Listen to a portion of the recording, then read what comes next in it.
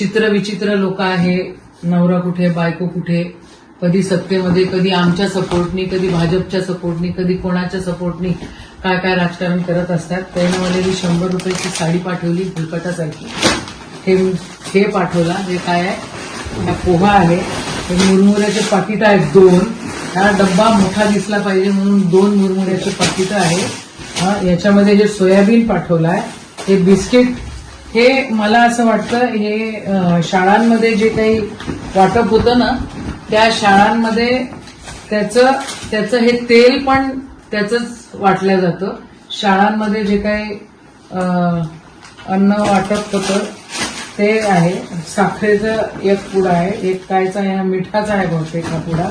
हे बेसन आहे. हे शेंगदाणे आहे. ही कायची तरी डाळ आहे. परत जर असं केलं ना तर तुम्हाला चांगलं उत्तर मिळेल. माझ्या बापदादांनी कधी बारदाना चोरला नाही. मी एक प्रतिष्ठित घरातली मुलगी आहे आणि प्रतिष्ठित व्यक्तीची बायको आहे. मी असे चिल्लर धंदे तुमच्यासारखे कधी करत नाही. आणि तुम्ही जर चिल्लर धंदे करत असाल तर त्याचं उत्तर आम्हाला देता येतं.